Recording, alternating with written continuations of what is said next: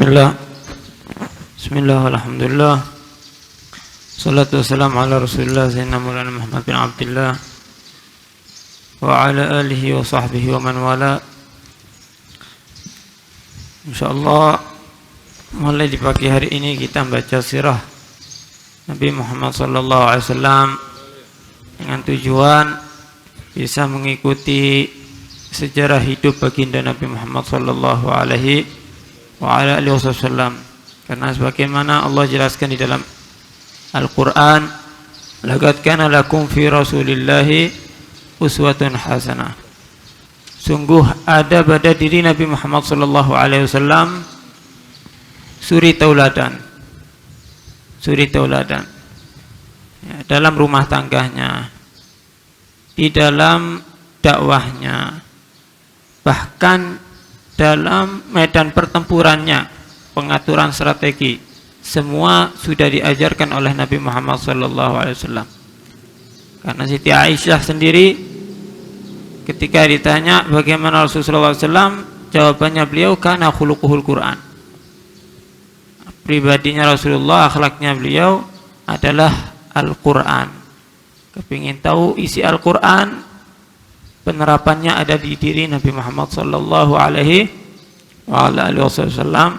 Dan kita pilih kitab yaitu Sirah Ibn Hisham, Tahdzib Sirah Ibn Hisham, karena Ibn Hisham sendiri dia memiliki kitab yang 3 jilid.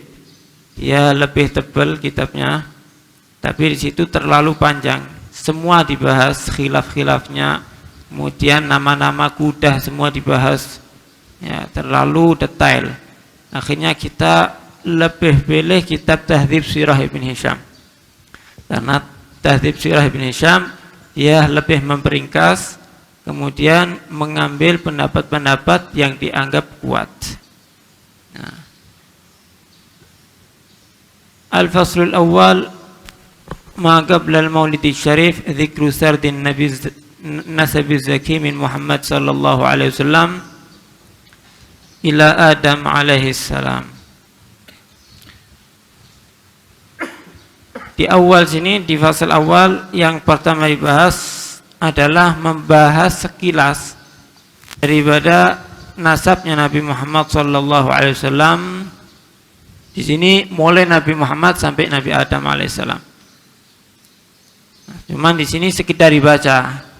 Yang dibaca sirahnya, maksudnya sejarahnya mulai Abdul Muttalib sampai Abdullah, kemudian langsung Nabi Muhammad. Tidak dibahas satu persatu, ada di kitab sini. Kenapa di awal sini dibahas tentang nasab? Karena nasab tidak bisa dipungkiri bahwasanya nasab itu adalah ni'mah an'amallahu ala ibadih, anugerah yang Allah berikan kepada sebagian hambanya. Jadi orang yang mengatakan orang itu tidak penting nasabnya, yang penting kepribadiannya, iya, kepribadian itu urusan dia sama Allah SWT. Tapi nasab ini juga adalah nikmat yang Allah berikan kepada sebagian hambanya. Kalau kita misalnya ditanya, Anda ini kalau dikasih pilihan kepingin jadi anaknya orang soleh atau anaknya orang yang tidak baik, tentu kita akan memilih anaknya orang yang baik, karena kita tahu nasab itu juga menjamin. Kalau kita dikasih milih tampang wajah, kepingin yang cakep, yang bagus, atau yang jelek, kita kalau bisa milih yang bagus. Dalam segala halnya kita memilih yang terbaik. Maka ya Rasulullah SAW beliau jami'us sifatil kamaliyah, makhluk yang memiliki segala kesempurnaan. Bahkan di dalam nasab sallallahu alaihi wasallam menunjukkan kemuliaannya Nabi Muhammad sallallahu alaihi wasallam. Rasulullah SAW menyebutkan nasabnya beliau yang disepakati oleh para ulama dalam hadis, yaitu sampai Adnan. Adapun setelah Adnan, Nabi mengatakan kadzaban nasabun. Akan tetapi di situ tetap ada riwayat-riwayat yang menjelaskan nasabnya Nabi Muhammad SAW sampai Nabi Adam. Rasulullah SAW saking tekunnya juga menganjurkan kepada kita untuk mengetahui hal nasab. Rasulullah SAW beliau bersabda dalam hadisnya, ta'allamu min ansabikum ma tasiluna bihi arhamakum fa inna silatar rahim mahabbatun fil ahl masratun fil mal mansa'atun fil athar. Pelajarilah nasab-nasab kalian, ma tasiluna bihi arhamakum, agar kita ini bisa saling silaturahim. Dengan kita saling tahu kerabat kita, kita bisa silaturahim. Fa inna silaturahim mahabbatun fil ahl. Silaturahim itu akan bisa membuat saling cinta di antara keluarga. Masratun fil mal, akan bisa memudahkan untuk mendapatkan rezeki dari Allah Subhanahu wa taala. Mansa'atun fil athar, yaitu ulama menjelaskan maksudnya bisa memanjangkan umur juga. Dalam riwayat yang lain Rasulullah SAW mengatakan, i'rifu ansabakum, ketahuilah nasab-nasab kalian. Rasulullah SAW sendiri beliau membidangi dalam hal nasab. Bahkan Rasulullah SAW menyebutkan intima kembalinya nasab itu ke atas nenek moyang yang tinggi sampai Nabi Adam, dengan menjelaskan, Inna Allah astafa Kinanah min waladi Ismail. Sesungguhnya Allah Subhanahu wa taala memilih Kinanah itu dari keturunannya Ismail. Wastafa Quraisyan min Kinanah. Kemudian Allah Subhanahu wa taala memilih Quraisy, suku Quraisy daripada Bani Kinanah. Kemudian wastafa min Quraisy Bani Hashim. Dan Allah pilih dari suku Quraisy ini Bani Hashim. Hashim ini satu saudara, nanti ada 4. Ada Naufal, ada Abdi Syams, ada Hashim dan Muttalib. Rasulullah SAW beliau dipilih dari Hashim. Muttalib ini saudara Hashim yang merawat nanti kakeknya Rasulullah SAW, Abdul Muttalib. Dan dia mendapatkan kemuliaan karena dekat dengan keluarganya Nabi Muhammad SAW. Bahkan kita dalam mazhab Syafi'i disebut alun Nabi fi babiz zakah hum Banu Hashim wa Banil Muttalib. Adapun Bani Abdi Syams dan satunya Bani Naufal, ya, di situ juga ada orang-orang besar seperti Abi Sufyan, itu dari Abdi Syams, dikenal dengan kekayaannya nanti. Kemudian ada dari Naufal, kalau tidak salah Naufal ini Sayyidina Utsman ibnu Affan nanti. Istafa min Quraisy Bani Hashim, wastafani min Bani Hashim, wastafani min Bani Hashim.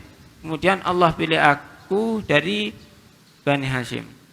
Ini menunjukkan bagaimana Rasulullah SAW mengerti dalam bidang nasab dan menyebutkan sebagai kebanggaan baginda Nabi Muhammad sallallahu alaihi wasallam. Bahkan di antara pakar ulama ahli nasab, khulafaul arba'ah, Sayyidina Abu Bakar, Sayyidina Umar, Sayyidina Utsman, Sayyidina Ali, mereka pakar bidang dalam hal nasab. Di antara 4 ini yang paling membidangi nanti adalah Sayyidina Abu Bakar As-Siddiq radhiyallahu ta'ala anhu. Karena nanti seringkali Rasulullah SAW kepingin tahu tentang keluarganya seseorang atau kepribadiannya seseorang, selalu musyawarah tanya kepada Sayyidina Abu Bakar As-Siddiq radhiyallahu ta'ala anhu. Karena beliau adalah yang dikenal paling membidangi. Tapi semua 4-4-nya mengerti dalam hal bidang nasab. Nasab ini sangat utama. Makanya dari situ Allah Subhanahu wa taala jadikan perkawinan. Agar apa? Ya agar nasab ini terjaga. Beda orang yang memiliki anak dari hasil zina dengan anak yang dari hasil pernikahan. yang dari hasil zina menyebabkan anak itu tidak intimak ke ayahnya. Tapi yang dia melalui pernikahan yang sahih, maka anak itu akan kembali nasabnya terus ke atas. Nah, dalam Arab, orang-orang jahiliyah kalau menikah ini ada banyak cara proses pernikahan ini. Di antaranya satu perempuan dikumpuli satu malam oleh banyak laki-laki. Pernah dikumpuli satu perempuan Nabirah oleh Abu Lahab, kemudian Sufyan ibnu Harb, kemudian Al-As, kemudian satunya siapa, As-Sahmi lupa. Nah, 4 ini ngumpuli satu perempuan Nabirah. Sampai dia hamil, ketika hamil dan lahir anaknya, si perempuan ini memanggil 4 laki-laki tersebut untuk dipilih sama dia siapa yang akan menjadi anak tersebut, menjadi ayah daripada anak tersebut. Ya, si Nabirah ini ketika itu memilih Al-As, yaitu intimaknya siapa? Amr ibn Al-As. Rasulullah SAW, kakek-kakeknya tidak ada, satu pun tidak ada yang menggunakan cara seperti itu. Karena juga di jahiliyah mereka sebagian menggunakan cara sama seperti hukum syariat. Dengan cara gimana? Meminang perempuan hingga dapat restu dan menikahi.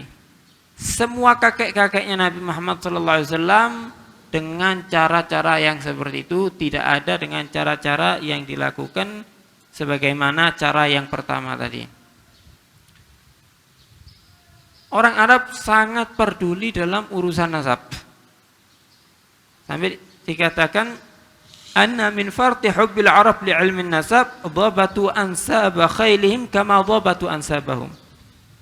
Orang Arab itu saking pedulinya dengan urusan nasab, mereka itu menekuni hatta dalam bidang nasabnya kuda. Kudanya mereka itu punya nasabnya. Sampai ada banyak kitab untuk nasab masalah kuda. Di antaranya punyanya Ibnu Hisham Al-Kalabi. Itu bahas nasabnya kuda. Ya, mulai bin sampai datuknya sendiri. Ya, kembali ke kuda yang pertama ini keempat nanti. Saya sendiri tidak tahu bidang perkudaan ya. Cuman intimaknya kuda ini nanti kembali ke 4 kuda ini. Ya, jadi mereka sangat peduli dalam urusan nasab. Ya, salah yang ngomong tidak penting itu, nasab itu tidak penting. Ya, kalau tidak penting, ya Rasulullah SAW mengapa? Beliau Rasulullah SAW tidak menjelaskan urusan nasabnya. Kemudian Rasulullah SAW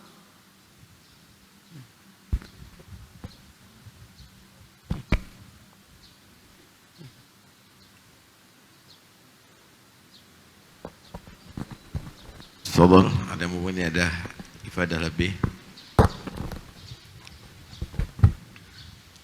Jadi kalau bahasa innallaha astafa, berarti yang membuat ada kemuliaan nasab itu bukan hanya manusia. Innallaha astafa, Allah yang memilih. Karena itu inna akramakum indallahi atqakum, itu nilai di sisi Allah adalah atqakum. Tapi yang membuat nasab itu berbeda-beda dan ada nasab unggul daripada yang lainnya itu juga Allah. Karena itu Allah menyatakan wa ja'alnakum syu'uban wa qabaila. Wa ja'alnakum syu'uban. Siapa yang menjadikan ada syu'ub dan qabail? Apa itu syu'ub? Coba dilihat ada di tafsir. Coba dilihat ada di tafsir. Nanti kita akan paham nanti ada di situ. Wa ja'alnakum syu'uban wa qabaila lita'arafu. Apa? Syu'uban. Syu'uban bi fathhi shin. Pakai min. Pakai ini. Syu'uban jam'u sya'bin bi fathhi shin Huwa a'la tabaqatin nasab. A'la tabaqatin nasab. Paling tingginya di antara tabaqatun nasab. Oke, ada syu'ub. Terus Wa qabail hiya duna syu'ub. duna syu'ub di bawahnya. Terus Wa ba'daha al-amair. al-amair. Terus Summal butun. butun. Kemudian Summal afkhad. afkhad. Summal fadail akhirnya. Summal fasail. Jadi yang menjadikan itu juga Allah gitu. Wa ja'alnakum syu'uban wa qabaila lita'arafu. Itu semuanya adalah bukan karena untuk meremehkan yang lainnya, lita'arafu. Lita'arafu. Sehingga enggak cukup orang itu syarifun nasab tapi meninggalkan takwa, enggak bisa. Karena itu dituliskan inna akramakum indallahi atqakum. Syarafun nasab nanti akan menjadi jatuh kalau tidak ada takwa. Tapi kalau syarafun nasab dengan ada takwa akan lebih mengangkat manusia. Buktinya masalah tentang aulan nas bil imamah. Di situ juga berlaku asyrafuhun nasaba. Kalau itu fi mustawa tentang ilmunya, tentang waroknya, tentang yang lainnya, asyrafuhum nasaba. Ada berlaku, ada di situ. Jadi nggak bisa kita tiadakan sama sekali. Dan orang-orang sudah mengakui bahwa Quraisy itu adalah asyraful Arab, ya. Yang paling mulianya kabilah di antara orang Arab, dan itu mafhum. Itu mafhum. Akhir. Jadi ayat itu tidak bisa digunakan untuk membatalkan nasab, ya. Ada yang lain? Fadhal.